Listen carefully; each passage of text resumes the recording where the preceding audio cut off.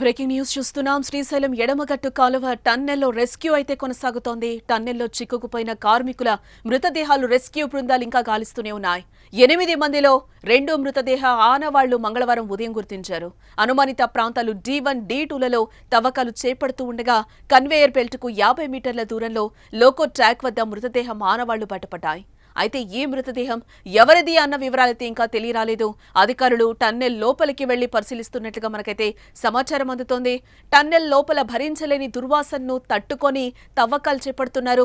Spray bottles తో లోపలికి వెళ్లి మరీ ఆపరేషన్ చేపడుతున్నారు. మరోవైపు మినీ హిటాచీతో తవ్వకాలైతే కొనసాగుతున్నాయి. రెస్క్యూ ఆపరేషన్ లో భాగంగా TBM బేస్ ఇతర విడి భాగాలను గ్యాస్ కట్టర్లతో తొలగిస్తున్నారు. NDRF ర్యాట్ హోల్ మైనర్లు డ్రిల్లింగ్ చేసి మట్టిని తవ్వుతున్నారు. కన్వేయర్ బెల్ట్ అందుబాటులోకి వస్తే దానిపై వేసేలా రాళ్లనైతే పగలగొడుతున్నారు. లోకో ట్రాలీల వరకు కట్ చేసిన విడి భాగాలు మట్టిని రాళ్లను మోస్తున్నారు. మరోవైపు ఊట నీరు ఉబికి రావడం మాత్రం తగ్గకపోవడంతో రెస్క్యూకు ఇబ్బందికర పరిస్థితి అయితే కొనసాగుతోంది.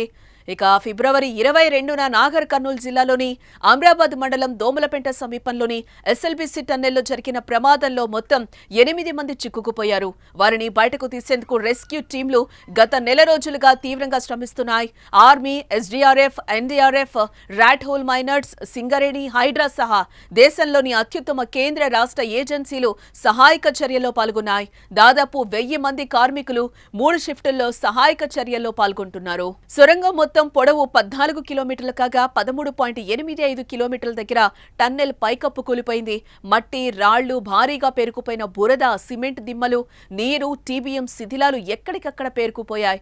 నిమిషానికి దాదాపుగా 5000 లీటర్లు నీరు ఊరుతూ ఉండడంతో అందులోని మట్టి గట్టిగా మారింది.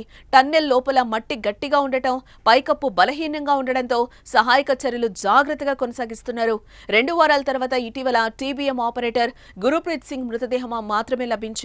ఇప్పుడు రెండో మృతదేహాన్ని రెస్క్యూ టీం గుర్తించడంతో రెస్క్యూ కాస్త పురోగతి లభించినట్లయింది. ఇంకా 6గురి ఆచూకీ లభించాల్సి ఉంది. టన్నెల్లో అదృశ్యమైన మిగిలిన కార్మికులను గుర్తించేందుకు రెస్క్యూ టీంలు ఇంకా శ్రమిస్తూనే ఉన్నాయి. రోబోలను పంపించిన ఫలితం లేకపోవడంతో సిబ్బందే కష్టపడుతున్న పరిస్థితి కనిపిస్తోంది అక్కడ. ఇక సోమవారం టన్నెల్ సహాయక చర్యలపై సీఎం రేవంత్ రెడ్డి అధికారులతో సమీక్ష నిర్వహించారు.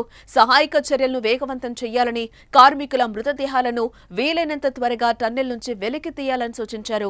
తాత్కాలిక సహాయక చర్యలతో పాటు భవిష్యత్తులో ఏ ప్రమాదం జరగకుండా శాశ్వత చర్యలపైన దృష్టి పెట్టాలని సీఎం ఆదేశించడం జరిగింది.